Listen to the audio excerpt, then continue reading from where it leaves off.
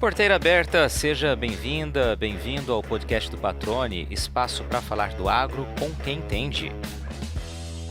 O sucesso da agricultura não pode mais depender apenas do aumento da produtividade e da redução de custos.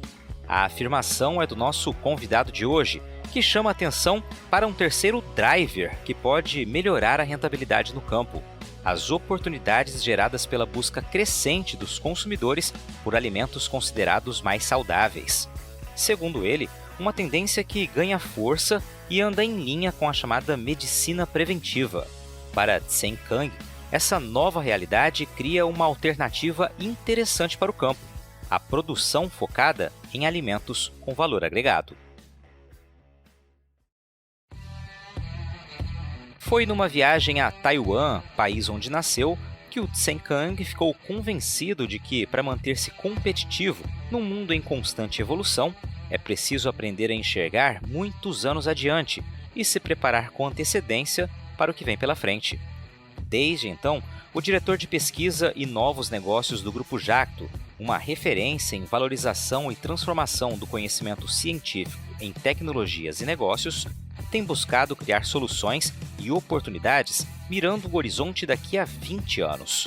No centro destas inovações está a biotecnologia, área em que o agro brasileiro tem tudo para ocupar lugar de destaque. E ele explica como no bate-papo que já vai começar. Sim, começo aqui te agradecendo por ter aceitado o convite, estar aqui conosco, dividindo um pouco do conhecimento que você tem, né, e que realmente ajuda a despertar o olhar adiante, né. Sobre isso a gente vai conversar ao longo desse bate-papo, mas primeiramente eu quero, como sempre, agradecer ao convidado que está aqui conosco. Te agradeço por estar participando aqui do podcast do Patrone. Seja bem-vindo, tudo bem? Tudo bem, muito bom, Patrone. Vai ser um grande prazer estar aqui compartilhando, falando, conversando com vocês. Eu fiquei muito impressionado, né? A gente se conheceu lá em Cuiabá e foi muito bom, porque eu não tinha estado do Mato Grosso ainda, né? Eu acho que é quase que um sacrilégio alguém que trabalha na Jacto e não ter visitado o Mato Grosso ainda, né? Eu só tinha ido até o Mato Grosso do Sul. Então foi um grande prazer para mim e é um grande privilégio estar aqui com você hoje. Quando você diz aí, né, que é quase um sacrilégio, que ficou impressionado, o que chamou muito a tua atenção? Porque aqui, para quem mora aqui, né, eu não sou de Mato Grosso, sou de Mato Grosso do Sul, sou de Campo Grande, mas estou aqui já boa parte da minha vida, me considero um mato-grossense. A gente costuma dizer que a gente vive, parece que numa ilha, né, um outro mundo, é um mundo à parte, né? Qual foi a tua impressão aqui que te chamou a atenção? O que me chamou muito a atenção de Cuiabá, principalmente do ambiente que eu tive aí, né, porque eu estava aí a convite da Fundação MT, é exatamente essa união que tem aí, né? Eu fui aí, visitei a FAMATO, visitei aí, eu vi como as coisas são muito bem integradas, né? O pessoal do Senai, o pessoal da Fundação MT, com a parte de governo também. Então, eu percebi ali o que a gente chama de uma boa integração, do que a gente chama da quádrupla hélice de inovação. Essa vai ser uma das principais características, né, para quem quiser inovar, para quem quiser construir um país melhor, né? Essa integração que existe entre governo, academia, entre empresários e a sociedade civil, né? Como a FAMATO, como o SEBRAE, eu visitei aí o SENAI, são instituições muito importantes, né? Eu fiquei impressionado, não só com os prédios, que são muito bonitos, mas principalmente com as pessoas que estão ali, né? E como elas se articulam bem, como elas se integram dentro desse ecossistema. Eu fiquei, assim, impressionado. Uma coisa que aqui em São Paulo, por exemplo, todo mundo fala de São Paulo e tudo mais, a gente não encontra isso tão bem articulado em São Paulo como eu percebi aí no Mato Grosso. E essa articulação, essa integração, acredito, sejam essenciais, né, para de fato construir um futuro que você vai comentar adiante, né? Exatamente, porque o mundo, a gente vai comentar um pouco sobre isso, o mundo está saindo do que a gente chama de uma economia de ativos tangíveis, né, para uma economia de ativos intangíveis, né? E a grande diferença, ativo tangível todo mundo sabe, o cara tem terra, o cara tem uma mina, tem alguma coisa tangível, né, que ele explora e isso gera valor. Os ativos intangíveis, basicamente, é conhecimento humano e confiança. São só essas duas coisas que realmente fazem o ativo intangível, né? E eu vi, né, quando eu estive aí em Cuiabá, eu vi exatamente esses elementos que são fundamentais para a construção do futuro, num futuro de ativos intangíveis. Maravilha. Vamos falar bastante sobre isso, mas antes eu queria, Tsen, que você se apresentasse, contasse um pouquinho da tua história, começando lá pelas suas origens. Ah, legal. Então, eu nasci em Taiwan, eu sou de origem chinesa. Meus pais fugiram da Revolução Comunista, né? Eles eram de Xangai, aí quando vieram os comunistas, eles saíram de lá em 40. Meu pai saiu em 49, não? O meu pai sempre conta, né, que quando ele saiu de Xangai, ele saiu numa das últimas embarcações que estavam indo para Taiwan, e ele conseguia ver ainda as bombas explodindo na periferia de Xangai, uma coisa assim que ele fala para mim, né, que foi uma coisa que marcou muito a vida dele. E depois, claro, eles vieram para o Brasil, eu vim pequeno, eu vim com 2 anos, praticamente cresci aqui em São Paulo. Meus pais imigrantes vieram, como a gente diz, né, com uma mão na frente e outra atrás, para construir, né, construir uma vida nova aqui no Brasil. E a gente foi muito bem recebido aqui no Brasil, a gente foi muito bem acolhido pela comunidade brasileira. E eu acho que como muitos de nós, né, eu não sei qual é a sua origem, mas certamente pouca gente aqui no Brasil tem origem dos índios guaranis, né? A maioria acabou vindo de algum lugar e na nossa história não foi diferente.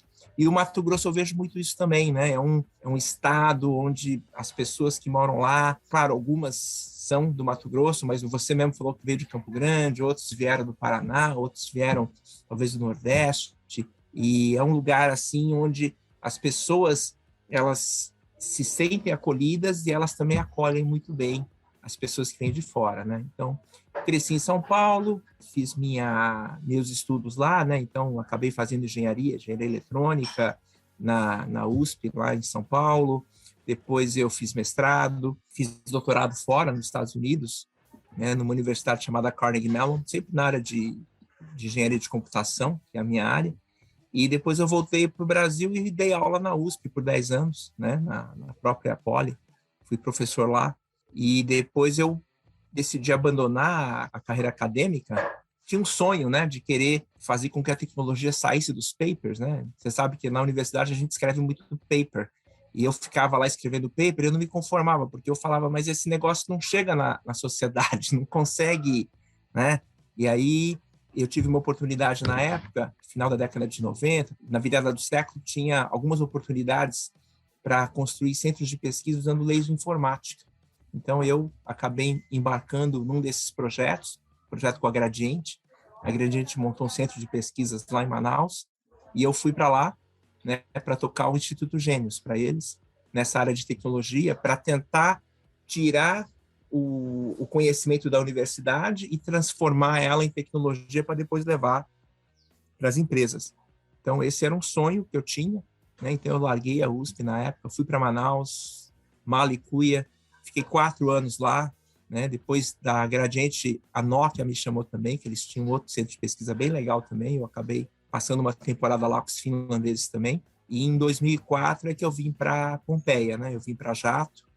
A Jato também estava num processo um pouco diferente. Né? Nessa época, a Jato já tinha um centro de pesquisa, já tinha bastante tecnologia. A Jato já era uma empresa que, uma das top 10 no Brasil que mais patenteava, então isso me chamou muita atenção, né? Como brasileiro que gosta de tecnologia, que quer investir e transformar conhecimento em produtos de mercado, né? Então, a Jato, para mim, foi muito interessante por causa disso. E aí eu acabei indo para a Jato, trabalhar com a família Nishimura, e estou há 18 anos aqui já. Tem sido um grande privilégio para mim trabalhar numa empresa brasileira que realmente acredita e investe em tecnologia, e não só tecnologia, mas eles realmente investem toda a cadeia, né? A Jato tem essa pegada de investir desde a universidade até chegar lá no produto final. Realmente, né? Todo mundo que fala da Jacto realmente traz esses elogios nessas considerações da importância do papel que desempenha e de como uma empresa enxerga o futuro, né? Investindo, patenteando e olhando sempre adiante. Isso é fundamental em quaisquer atividades, ainda mais uma atividade como o agro, né? Que realmente respira tecnologia e desenvolvimento sempre, né, Tsen? Com certeza. O agro brasileiro hoje ele é altamente tecnificado, tem muito conhecimento, e o Brasil tem tudo para realmente mudar de patamar, né? A gente fala que o Brasil, durante muito tempo, foi uma barriga de aluguel. O que significa isso, barriga de aluguel? onde a tecnologia da semente não é nossa, a tecnologia dos insumos não é nosso, fertilizante a gente descobriu recentemente que também não, não é daqui, a gente importa 90%. Quer dizer, o Brasil, literalmente, do ponto de vista do papel dele no agro, não que ele seja menos importante, né? É muito importante o que a gente faz, a gente produz muito alimento, mas a gente acaba pegando muita tecnologia de fora e a gente acaba fornecendo bastante, que a gente chama de terra, água, sol, né? E gente. E aí, nessa área, eu acho que a gente tem bastante know-how já, que é o know-how de gestão. As nossas fazendas, do ponto de vista de gestão, são muito bem geridas, né? Os nossos negócios muito bem geridos, mas a gente poderia agregar mais tecnologias nos maquinários, nos insumos, nas sementes, nos fertilizantes. Eu acho que esse é o caminho que o Brasil está indo agora. O Brasil vai passar por uma fase agora muito interessante, onde a gente já tem uma agricultura muito competitiva e a gente vai poder agregar mais valor para ela, né? Trazendo essas tecnologias e produzindo essas tecnologias aqui no Brasil, né? E a gente vai comentar um pouco sobre isso, principalmente essa oportunidade do biodigital, que a gente tem batido bem forte aqui, né? Que essa é a oportunidade que a gente vê que vai ser uma virada nessas tecnologias e a gente vai poder trazer bastante valor agregado aqui do Brasil. Ótimo. Antes da gente entrar nesse tema que é interessantíssimo, que inspira muito, não vou dizer preocupação, agora é uma transformação muito grande e eu vou deixar nosso ouvinte aqui curioso, porque a gente já vai falar disso, mas eu queria trazer 2 pontos aqui importantes nessa sua fala quando você traz a sua introdução. Uma hora que você diz que sentia falta, né, de levar para as empresas, levar para a sociedade aquele conhecimento que ficava reprimido ou ficava ali dentro da universidade, né, nos papers, na comunidade científica. Esse é um ponto, né? Realmente isso me faz compreender quando você diz isso, que a gente tem muito conhecimento que realmente está lá restrito a uma comunidade que entende aquele conhecimento, mas fica ainda esse gap, né, de levar adiante. Acho que isso é em todas as áreas da ciência, a gente percebe realmente que é isso. Eu queria que você comentasse um pouco sobre isso. E o outro ponto é a tua ligação com a agricultura, né? Você narrou a tua história inteira. Eu entendi que foi só a partir da Jacto que você começa a se relacionar com o campo, com o agro? Na verdade, antes da Jato, em 99, eu passei uma temporada na Ferronorte. Eu estava na Poli ainda, aí eu estava dando consultoria para uma empresa de logística, e aí essa empresa resolveu me chamar para ser o gerente de telecomunicações deles. Eu passei um ano nessa empresa e foi lá a primeira vez que eu visitei o Mato Grosso do Sul, né? Porque a gente, quando é muito paulistano, a gente fica ali São Paulo, Campinas, São José dos Campos, naquele miolinho ali, né? E eu não conhecia muito o Brasil. E foi essa experiência minha com a Ferronorte que eu comecei a conhecer um Brasil que eu não enxergava, né? Então, foi a primeira vez, por exemplo, que eu fui para Alto Taquari, foi, inclusive, embarcado num trem da Ferronorte. Eu cheguei a pegar o trem lá de Alto Taquari até o Porto Santos, né? De trem, né? Lá na cabine do maquinista, porque a gente tinha que conhecer toda a linha, né? Eu tinha que conhecer a realidade, passando por inclusive por aquelas favelas que tem na chegada lá na Baixada de Santista, né? Onde o trem passa a 10 centímetros do barraco do sujeito, né? Então, foi a primeira vez que eu fui e eu me apaixonei. Eu vi, uau, que lugar maravilhoso. Eu conheci aquela região de Chapadão do Sul, onde tem, né, todas aquelas plantações de soja. Então, assim, a minha primeira experiência com agro, na verdade, não foi na Jato, né? Só que depois eu acabei indo lá para Gradiente, fui tocar o centro de pesquisas, e aí sim, na volta eu falei, não, eu acredito que o lugar onde eu vou conseguir levar a tecnologia da universidade para a empresa vai ser na agricultura, né? E aí foi quando eu fui para Jato e estou aqui há 18 anos. Na verdade, é um grande privilégio meu, né? Porque eu pude ver o meu sonho se concretizar numa empresa brasileira, né? De uma empresa que realmente investe desde o conhecimento científico lá na universidade, leva isso até, né, o produto final, até o produtor, e isso para mim é fantástico. E eu acho que o Brasil agora ele vai tomar esse caminho agora. Nossa expectativa é que mais empresas vão começar a fazer isso, e eu vou explicar por quê. Porque o Brasil hoje, quando a gente olha do ponto de vista de publicação de papers, né, de artigos científicos, nós somos 13º no mundo. O Brasil é uma potência, O Brasil produz mais de 2% de todos os artigos científicos, quer dizer, todo o conhecimento no mundo vem do Brasil. Mais de 2%. É 13º Brasil em todas as áreas do conhecimento, vai desde matemática, biologia, vai tudo. Quando você pega uma área, por exemplo, como agronomia, que é onde o Brasil é muito bom, nós temos universidades excelentes no Brasil, o Brasil é 3º no mundo. Só perde para a China, que é o número 1, Estados Unidos, que é o número 2, e o 3º maior produtor de conhecimento em agronomia no mundo é o Brasil, né? E a gente não sabe disso, nós como brasileiros não sabemos disso, certo? E a gente continua importando produtos e tecnologias de fora, quando a gente poderia pegar esse conhecimento científico e aplicar ele e trazer ele e aquilo se tornar valor para a nossa sociedade. E quando você fala de agricultura tropical, né, porque a agricultura ainda tem disso, né? Tem o que a gente chama de agricultura tropical. Aí o Brasil é o número 1. Não tem nenhum país que entenda mais de agricultura tropical do que o Brasil.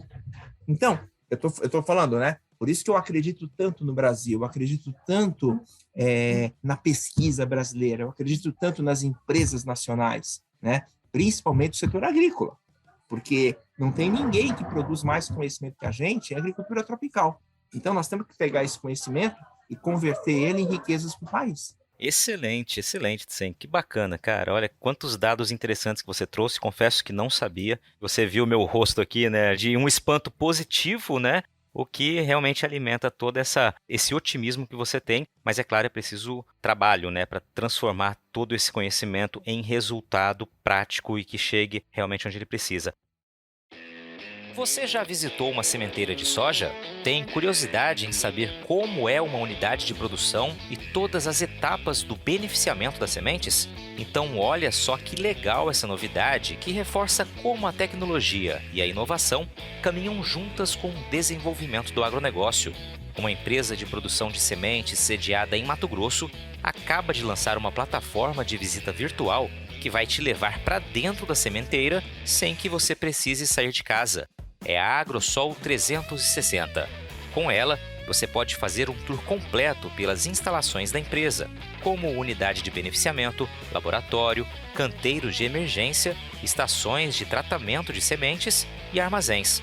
Olha, eu fiz essa visita virtual e sou testemunha de que a experiência vale muito a pena, viu? E olha que legal, além da visita pela unidade de produção, a AgroSol 360 também te leva virtualmente para um dia de campo exclusivo, onde você pode caminhar por área demonstrativa, visualizar em campo todas as cultivares de soja que fazem parte do portfólio da AgroSol e também interagir com o conteúdo. Para fazer o tour virtual, é só acessar o site www.agrosol360.com.br e dar início à sua visita. AgroSol Sementes, germinando o futuro.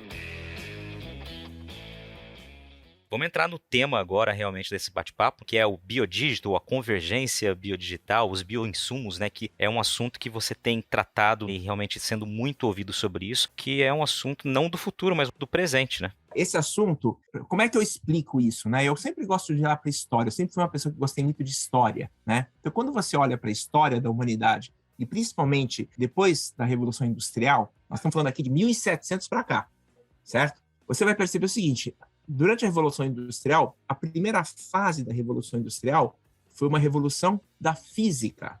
Então, máquina a vapor, máquina de combustão, fenômenos físicos, como, por exemplo, produção de metais, né, siderúrgicas, isso foi tudo durante o que a gente chama de 1700 até 1900. 200 anos aí de Revolução Industrial baseada em fenômenos físicos. Eletricidade foi descoberta nessa época, então muita física.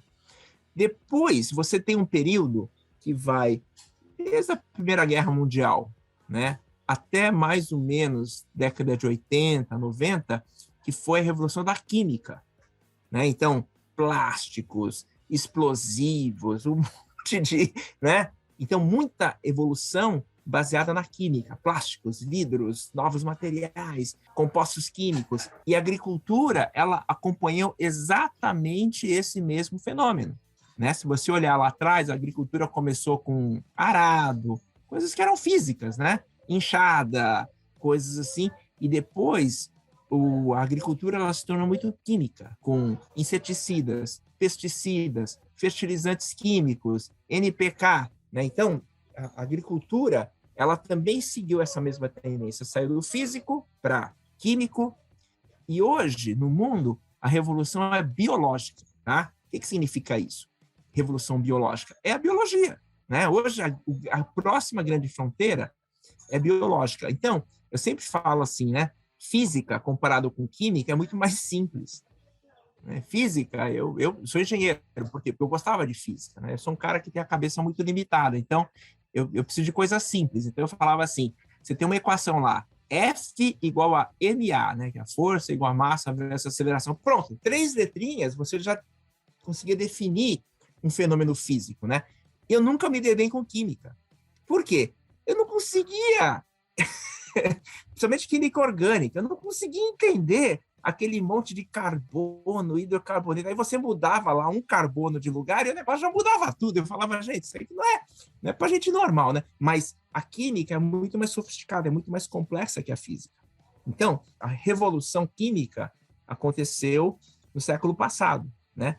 Agora, nós estamos na era da biologia. Por quê? Porque a biologia é a coisa mais sofisticada que tem. Se você pensar, comparar física, química e biologia é um negócio para doido. Toda essa questão da revolução da genômica, né? Eu converso muito com pesquisadores da USP, pessoal da Unicamp, da Unesp, e o que eles me contam? Eles me contam assim, ó, quando você está falando de genômica, né, você pode ter a mesma sequência daquelas 4 letrinhas, né, aquela C, G, A e tal. Então, você pode ter a mesma sequência, só que a forma como você torce aquele cromossomo, se for torcer para a direita, é uma coisa, se for torcer para a esquerda é outra. Quer dizer, é um negócio altamente sofisticado. Não é para gente normal aquilo lá, mas é isso que o Brasil hoje é muito bom. O Brasil construiu uma infraestrutura para essa área de biológicas, para estudo de proteínas, para estudo de DNAs, que é uma coisa fantástica, né? Não sei se você já ouviu falar, tem um laboratório lá em Campinas chamado Sirius. O Brasil investiu 1,5 bi. Nós temos o maior acelerador de partículas do mundo no hemisfério sul. Só o da Suíça lá, o CERN, é maior que o nosso hoje. Mas durante um tempo o nosso foi maior que o deles.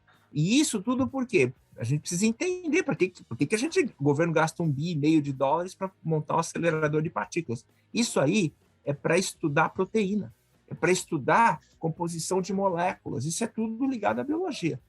Então, nós temos infraestrutura, nós temos gente muito boa no Brasil, muito competente nessa área hoje, tá? E o que a gente precisa é trazer isso para os negócios, transformar esse conhecimento científico que a gente tem, esses cientistas, essa infraestrutura toda que a gente construiu, transformar isso em negócios, tá? E quando a gente fala de biologia, por que a gente fala de biodigital, né?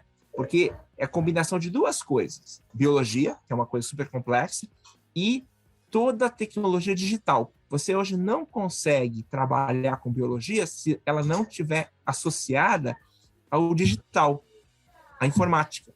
Né? Tanto que tem áreas, por exemplo, chamada bioinformática. O que é isso? É uma área da biologia, da informática que é totalmente voltada para o uso dela em biologia, porque é um negócio tão complexo que você criou uma área nova de conhecimento chamada bioinformática. Então, e esse é o mundo que está se apresentando, desenho de novas variedades, desenho de bioinsumos, por exemplo, biodefensivos, né? Então, nós estamos falando de bactérias, fungos, que ao invés de você colocar um pesticida, sei lá, um fungicida químico, né, que vai matar lá o fungo, você coloca uma bactéria que é inimiga natural desse fungo e mata ele. Então, as tecnologias estão avançando muito rapidamente, né, e tem uma série de questões que o Brasil vai poder caminhar muito rapidamente, porque nós temos a infraestrutura, né, e nós temos gente para isso, mas a gente precisa fazer essa conexão. O empresariado brasileiro, o governo brasileiro precisa acordar essas questões e acreditar que nós podemos transformar, sim, ciência, em tecnologia e negócio. Excelente. Você falou da biologia, dessa revolução biológica, e eu me recordo de uma das entrevistas suas que eu ouvi, você falando que o Brasil tem que aprender a explorar o seu potencial, o grande potencial que tem justamente no biodigital. E disse que a nossa biodiversidade é para nós brasileiros, é para o Brasil o que o petróleo é para os árabes, por exemplo. Queria que você explicasse isso. Isso, exatamente. Isso aqui é uma coisa que também eu aprendi com alguns pesquisadores, né, amigos meus que trabalham nessa área. Eles me falam que o mundo, vamos pegar o mundo todo, né? No mundo todo, a conta é mais ou menos a seguinte: 3/4 da biodiversidade do mundo está em clima tropical e 1/4 está em clima temperado. Isso aí, acho que qualquer aluno de colegial vai entender que por que isso acontece, porque o clima tropical é muito mais rico, tem muito mais vida, tem muito mais vegetação, tem muito mais animais, insetos, né? Então, e desses 3/4 que estão em clima tropical, 1/3 está no Brasil. Então, o Brasil tem hoje as maiores reservas de biodiversidade do mundo. E por que isso é importante nessa revolução biológica, né? Por que isso é importante? Porque muitos dos biofertilizantes que a gente vai descobrir, dos bioinsumos, né, biopesticidas, muitos deles você vai descobrir da própria natureza. Você vai lá na natureza, você vê a interação da ecologia lá, aí você descobre, opa, se eu pegar essa bactéria aqui e colocar ali, ela vai produzir tal efeito. Se você nem tem a biodiversidade, você não consegue descobrir nada. Esse é o potencial. Então, o Brasil, além de nós temos uma agricultura que é tropical, certo? Então, isso já diferencia a gente, por exemplo, de Rússia, de China, de Estados Unidos, de Canadá e Europa em geral, que são agriculturas tipicamente de clima temperado, né? Então, isso a gente descobriu, por exemplo, no plantio direto, né? Não sei se você sabe, mas antigamente, quando não existia plantio direto, essa técnica do plantio direto, a gente pegava e também arava a terra aqui no Brasil, né? E por quê? Porque eles copiavam a tecnologia que vinha lá da Europa. Na Europa todo mundo arava a terra, certo? Então, vamos fazer agricultura no Brasil, vamos arar a terra, né? Só que ninguém se perguntava por que eles aravam a terra lá na Europa. Eles aravam a terra, por quê? Porque a terra ficava congelada no inverno. E quando você ara a terra, você, na verdade, está quebrando aquela camada de gelo que fica no subsolo para que aquilo derreta e você possa plantar mais cedo. E era essa a razão, né? E aqui no Brasil, a gente começou a arar a terra, e aí durante muito tempo, a gente perdeu, né, muita terra no Brasil, virou deserto, porque se ara a terra, chove, lava tudo, lixivia, né? Então, o deserto aqui, um monte de problemas dessa área aí. No Brasil inventaram o plantio direto. E hoje o plantio direto no Brasil ninguém discute mais, certo? Mas o problema é que esse mesmo tipo de efeito, quando a gente começa a falar de agriculturas biológicas, vai ter o mesmo tipo de questão, né? Imagina, o cara inventa lá um bioinsumo lá, qualquer um, lá na Finlândia. Ele vai trazer aqui para o Brasil, das duas uma, ou não vai funcionar, ou pode causar um desastre ecológico. Perigosíssimo isso. Porque nós estamos falando de biologia agora, gente. É uma coisa muito mais complexa, né? Então, a revolução da biologia na agricultura, ela vai exigir que brasileiros estudem a sua fauna e flora, que os brasileiros estudem os seus microbiomas e que os brasileiros encontrem soluções, né? Isso é a beleza do biodigital que a gente está falando. E por que biodigital? Porque vai ter muito dado digital, muita coleta de dados, para você entender o que está acontecendo lá, e soluções que vão ser encontradas a partir do próprio bioma que você está. E não importando coisa como é feito hoje com insumos, né? Então, uma oportunidade gigantesca para o Brasil.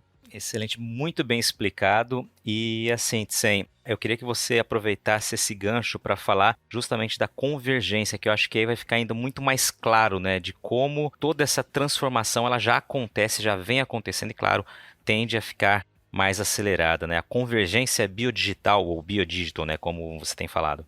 A questão da convergência biodigital, ela é uma outra oportunidade. Se a gente só falasse do agro, eu já falaria assim, cara, temos que entrar nesse negócio porque o agro, nós vamos ter que encontrar nossas soluções aqui. Mas aí tem um outro fenômeno mais interessante que está acontecendo ainda.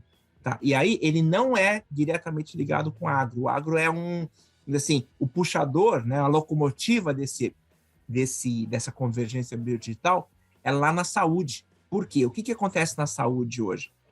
Por causa dessa mesma tecnologia de genômica e de DNA e tudo mais, o que está acontecendo hoje? Hoje você pode pegar uma amostra sua de saliva aqui, faz um teste de DNA genético e você pode descobrir mais de 300 doenças potenciais que você pode ter, desde hipertensão, né, diabetes e uma série de outras doenças. Então, a medicina ela está indo por um caminho muito interessante. Ela vai sair de medicina curativa. O que é isso, medicina curativa? Eu só vou no médico quando eu fico doente, certo? Eu estou doente e, às vezes, quando você vai no médico, já chegou tarde, né? Já era. Você vai ter que ir para a faca, vai ter que fazer um procedimento muito invasivo. E a medicina hoje, ela vai para uma medicina preventiva. O que significa isso? Que eu faço esse exame de DNA e aí eu já vejo quais são as potenciais doenças que eu tenho. Pode ser um câncer, né? E aí o que eu faço? Ao invés de esperar chegar a doença para depois tratar, eu já trato ela preventivamente. Então, essa é a grande sacada hoje da medicina, é tratar doença preventiva. E aí, quando você fala em tratamento preventivo de doenças, só tem 3 coisas principais para você fazer. Uma é o que você come, alimentação. Isso vai revolucionar toda a cadeia alimentar, isso vai chegar lá na agricultura, porque a gente vai começar cada vez mais a falar de alimentos saudáveis, alimentos sem glúten, alimentos com determinadas características proteicas e sem lactose, por aí vai, né? Por quê? Porque agora você sabe, se o cara ficar comendo esse tipo de coisa, lá na frente vai dar um câncer e ele não, né? Aí ele vai ter que entrar num procedimento muito mais severo. E isso vai acabar impactando a cadeia da indústria de alimentos e principalmente a indústria do agro, tá? Porque hoje a agricultura tem um problema seríssimo, é o que eu falo, né? A gente só tem 2 drivers na agricultura hoje. Se você perguntar para qualquer fazendeiro, qualquer produtor, um é redução de custo, outro é aumento de produtividade. E são 2 drivers que são suicidas. Quanto melhor você fizer, pior fica o teu negócio, né? E pela primeira vez, por causa dessa convergência biodigital, o agricultor vai poder ter uma alternativa. Ele vai poder produzir alimentos saudáveis, alimentos com uma qualidade superior, alimentos que vão fazer com que o produto dele saia de uma commodity e entre para um novo ramo, por exemplo, que é o ramo da indústria que hoje é ocupado pela indústria farmacêutica, que é a indústria mais rentável do mundo. É muito interessante isso, né? Que a agricultura hoje, nós temos que encontrar novos drivers de agregação de valor para a agricultura, né? E essa do alimento saudável, ela pode ser uma grande oportunidade para o Brasil, porque o Brasil sai de produzir commodities agrícolas, nada contra, paga as contas, aquela coisa toda, né? Mas a gente pode agregar muito mais valor, a gente pode ter estratégias muito mais interessantes, né? Por quê? Porque quando você entra nessa questão da saudabilidade, saúde hoje é um dos tópicos mais quentes, né? Basta você entrar em qualquer loja de produtos alimentícios, né? De saudabilidade, você vai ver que o preço que eles cobram é 3 vezes mais alto do que se você entrar no supermercado para comprar o mesmo produto, né? Numa categoria tradicional. Então, eu estava falando outro dia com um amigo meu que ele produz leite, né? Leite hoje está aí na faixa de R$5 o litro, né? Uma dessas bebidas, né, de aveia ou de qualquer coisa aí, não sei se você consome esse tipo de produto, que é um produto mais saudável, tal, para quem tem problema de lactose, custa R$18, R$20, quer dizer, 4 vezes mais caro que o leite. É um negócio, né? Leite, gente, tem que, né? Imagina o trabalho que não dá, você tem que criar uma vaca, né? E o outro você pega aí da natureza, aí pega umas castanhas, algumas coisas, bate lá e vende. R$ 20. Então, é muito caro, né? E isso está acontecendo direto. Então, o Brasil pode, né, e deve ocupar esse espaço no mercado mundial. A comida, ela vai para essa direção, né? Eu viajo muito para países asiáticos, né? Lá para Taiwan, minha mãe mora lá, tenho parentes, e eu vejo essa tendência, né? Cada vez mais pessoas assim de países de primeiro mundo, eles comem muito pouco arroz, muito pouco trigo, eles comem verdura, comem, né, alimentos saudáveis. Isso é uma tendência. No Brasil ainda também já chegou em grandes cidades, né? Talvez em outros lugares do país nem tanto, mas é uma tendência que só vai crescer. E quem vai produzir, quem vai fornecer esse tipo de alimento para essa população mundial, né? O Brasil pode ser um desses países, mas para isso a gente vai ter que mudar radicalmente toda a nossa cadeia produtiva, né? Hoje a nossa cadeia produtiva ela é muito curta. Você produzir soja, você produz a soja, né? Planta, tal. Não estou dizendo que, né, eu acho que é muito bom isso, mas você produzir uma commodity, dali para frente você não sabe o que eles fazem com isso e você então não tem uma agregação de valor na cadeia inteira. E o Brasil poderia e deveria fazer isso, né? A gente agrega muito pouco valor para os nossos produtos agrícolas, né? E eu acho que essa é uma grande oportunidade. Perfeito. Então aqui você destaca como uma grande oportunidade, né? Aproveitar esse momento da cada vez mais a medicina preventiva, né? Como você destacou, em que está baseada na questão alimentar como um todo, né, e aproveitar esse momento da convergência, como você vinha explicando, para encarar como uma grande oportunidade mesmo, né? A gente continuaria tendo, claro, a produção de commodities, mas temos uma grande oportunidade aí que tende a aumentar. Seria essa a leitura, então, Tsen? Isso. E o Brasil é o único país no mundo que eu possa aumentar a produção agrícola, expandir essa produção sem desmatar nada. Então, a gente tem essa oportunidade, que outros países não têm, né? Na verdade, a estratégia da China é muito clara. Hoje a China prefere produzir produtos alimentícios de alto valor agregado, né? Eu sempre conto essa história só como parâmetro, né? Toda a exportação de soja brasileira, pegar toda a exportação de soja brasileira que vai para a China, né? O valor é menor do que o mercado de alho chinês. Alho. Né? Por quê? Porque alho, se você pegar produção de alho por quilo, o alho vai valer aí 10 vezes mais que a soja, né? Então, o chinês prefere que a gente produza a soja e eles produzem alho, né? Então, nós temos que entender isso. Nós temos que saber como é que as estratégias no mundo são feitas. E tudo bem, a gente vai vender soja para eles, mas a gente pode vender outras coisas de maior valor agregado. Esse que é o ponto. E a gente precisa pensar sobre isso, né? E para mim a grande oportunidade está exatamente nas viradas. Como nós estamos saindo de uma agricultura química, indo para uma agricultura biológica, toda vez que tem virada, a gente fala assim, zera a corrida, né? Porque mudou a tecnologia, todo mundo volta para o zero, né?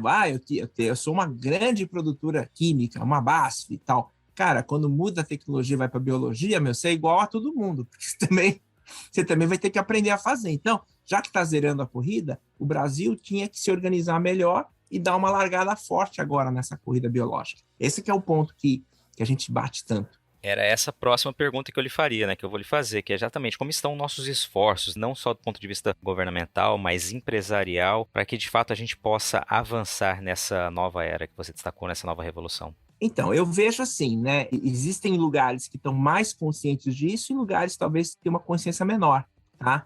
Então, a gente tem falado muito aqui no estado de São Paulo. Então, o estado de São Paulo tem programas nessa área, né? Que estão querendo realmente trabalhar com área de alimentos saudáveis, junto com a de agricultura. Então, a gente tem alguns projetos muito interessantes com a Secretaria de Agricultura aqui do estado de São Paulo, né, com a APTA, com o Instituto Biológico e principalmente o IAC, que já vão nessa linha, né? Esses 3 institutos eles têm se unido, porque o biológico desenvolve lá, por exemplo, Metarrhizium, essas variedades aí de bactérias e fungos para a agricultura. O ITAL, que é um outro órgão da secretaria, eles trabalham muito com essa área de ingredientes saudáveis, então tem programas nessa área, e o IAC integrando isso dentro das fazendas e tal. Então o estado de São Paulo está com um programa interessante.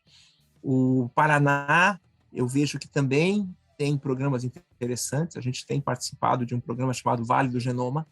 Lá o foco deles é mais a área de genômica mesmo, porque eles já têm muita pesquisa na área hoje nas universidades paranaenses, então eles querem aproveitar isso melhor, né? Eles trabalham muito para a área da saúde e querem expandir isso também para a área de alimentos e quem sabe chegar até na área agro. O Paraná também é um grande estado agrícola, né? Produtor agrícola.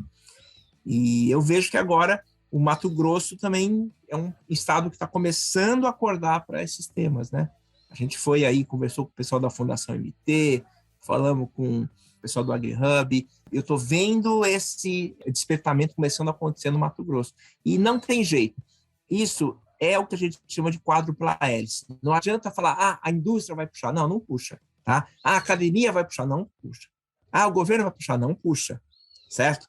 Isso tem que ser uma ação orquestrada entre a quádrupla hélice, que é governo, academia, empresas, né, e sociedade civil, né, juntas, trabalhando o tema, trazendo seus melhores esforços, né? Então, e é por isso que eu acho que o Mato Grosso é um lugar muito propício para isso. Por quê? Porque eu vi, o que eu percebi no Mato Grosso nessa última visita que eu fui, o Mato Grosso está muito bem integrado, principalmente quando fala de governo, academia, empresas e sociedade civil. Então, tem os elementos certos, né, para colocar o tema e fazer isso começar, fazer essa quádrupla hélice começar a girar também, né? Como eu circulo em algumas frentes, né, por exemplo, eu percebo que o Paraná, apesar de São Paulo ter uma pujança econômica maior que o Paraná, eu vejo que do ponto de vista de quádrupla hélice, né, o Paraná roda melhor que São Paulo.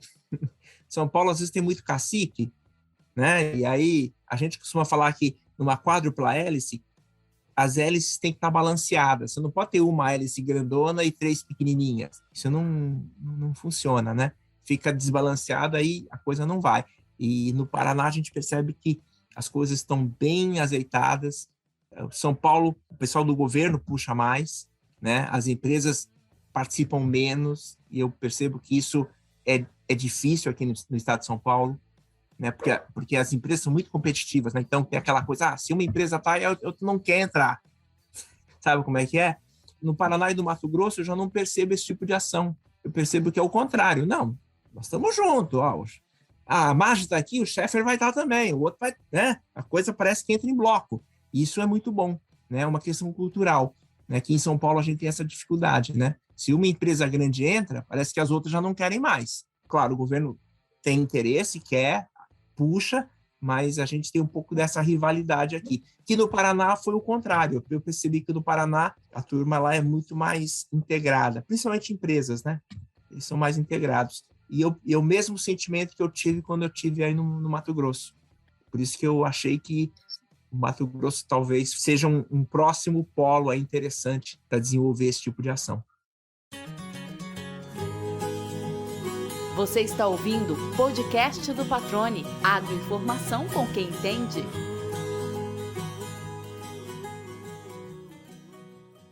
Agora, Tsen, aquele produtor rural, agricultor ou pecuarista que está ouvindo aqui, está ouvindo você trazer tantos conceitos, né, e tantas análises, qual o recado que você dá para esse produtor rural, né? O que ele deve estar atento a partir de agora, a partir desse momento ou a partir de ontem, né? A boa notícia que eu trago, né, para os produtores rurais é que essa convergência biodigital vai abrir, sim, uma alternativa para aqueles 2 drivers atuais que a gente tem na agricultura, né? Que, inclusive, a Jato também, quando eu falo assim, a Jato vive desses 2 drivers, que é aumento de produtividade e redução de custo. Mas a gente está muito contente de poder enxergar um terceiro driver, esse do alimento saudável, tá? Porque isso, para nós, pode ser literalmente a salvação da lavoura. Um grande problema que o Brasil enfrenta hoje é que a gente fala que os módulos rurais estão ficando cada vez maiores, e o Mato Grosso é o campeão disso aí, né? Para você aumentar a produtividade e reduzir custos, você tem que ter, né? Pô, antigamente a gente falava aí uma fazenda de 1.000 hectares, uau, né? Hoje uma de 5.000 é fichinha. Como assim, gente?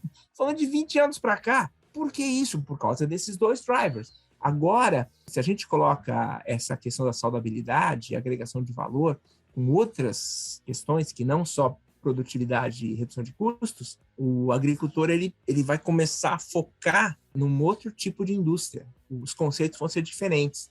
Talvez muita coisa indo para cultivo protegido ou estudar melhor novos produtos, né? Linkar, fazer a conexão, né, diretamente com o mercado, que hoje o produtor rural não tem, parece que perdeu um pouco dessa conexão, né, dele com o consumidor final do produto dele. Parece que o consumidor teu é a Bolsa de Chicago.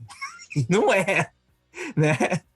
Mas é essa impressão que dá, né? A gente trabalha em função da Bolsa de Chicago e não mais da necessidade de um consumidor final lá na ponta, né? Agora, quando a gente fala de saudabilidade, não. Por que esse cara precisa? Ele precisa de mais fibra, ou ele precisa de mais vitamina D, ou ele precisa de mais... Aí a gente vai começar de novo a pensar o meu negócio aqui, que estou na fazenda, eu vou começar a pensar no bem-estar do meu consumidor final e olhar menos para a Bolsa de Chicago, né? Isso pode ser uma coisa muito boa para o próprio produtor. Maravilha. Uma determinada entrevista, aproveitando o gancho que você falou da Jacto, você também resumiu a função que você exerce como farol de neblina, né? Você está mirando adiante lá na Jacto, né? Vocês estão olhando, Tsen, daqui quantos anos? Teu olhar está focando em quantas estações adiante? Quantas safras adiante? Durante muito tempo aqui na Jacto, o meu papel era focar até 10 anos para frente, né? E aí a Jacto percebeu que 10 anos não era suficiente. Então, hoje, o meu desafio é focar no horizonte de 10 a 20 anos. Então, a gente tem um planejamento estratégico que a gente faz todo ano. Eu fui, durante muitos anos, o responsável por esse planejamento estratégico. A gente focava até 10 anos, né? Hoje, tem uma outra pessoa que assumiu essa função, então a gente continua focando nesse horizonte de até 10 anos, mas a minha função mudou. Eu já tenho que focar 20 anos para frente. Por quê? Porque se você não foca 20 anos para frente, a gente não consegue enxergar essas coisas como o biodigital que está chegando, essas questões da genômica, né, e os impactos que isso pode trazer para o nosso negócio. E aí, pode ser tarde. Esse é o problema, né? A gente fala ser pego de calça curta, né? Não que a gente, né, nem tudo que a gente prevê, nem tudo que a gente olha para frente, a gente vai acertar, né? Mas a gente tem que estar, pelo menos, olhando e se preocupando com isso. Porque hoje, se você pegar uma multinacional, eles estão olhando para isso. Então, as empresas nacionais também têm que olhar. Se a gente não olhar, a gente vai ficar para trás, né? Mais que 20 anos é difícil de enxergar. Acho que não tem ninguém com bola de cristal para olhar mais que 20 anos. Mas até 20 anos tem gente olhando e a gente hoje, aqui na Jacto, a gente tenta fazer esse papel também.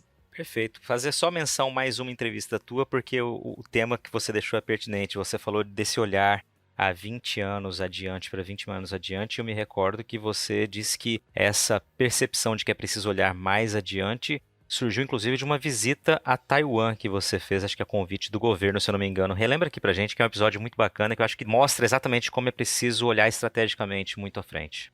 Eu tenho um tio, né, que trabalhou no governo de Taiwan. Ele é um assessor do primeiro-ministro de Taiwan, né? Então, e Taiwan costuma fazer esse tipo de estudos, né, que eles chamam de foresight.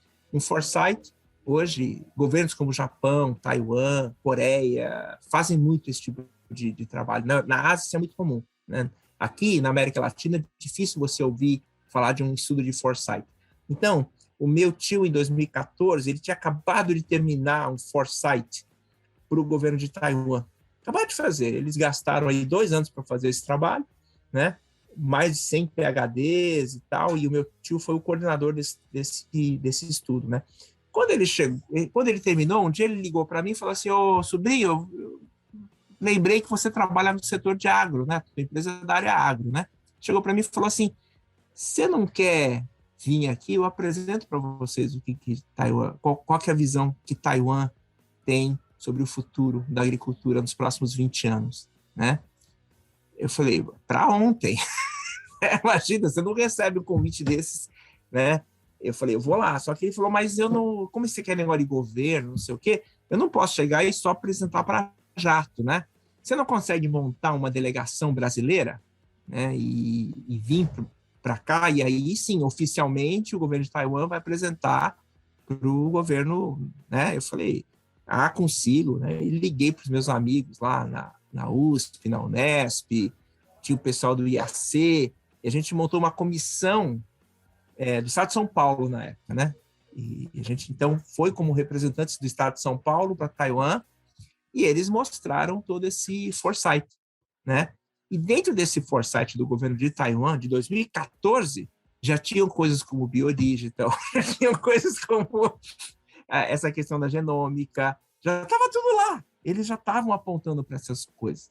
E quando a gente ouviu, e tinha lá, quem foi comigo na época, foi o professor Molin, não sei se você conhece, da Exal, que estava o Celso Omoto, estava uma galera bem antenada aqui do Brasil, né? Então, foi o Omoto, o Molin lá da Exal, que aí da Unesp de Botucatu foi o Wilken na época, o professor Saulo. A gente levou uma comissão mesmo, representando aqui as universidades aqui agronômicas do estado de São Paulo, né?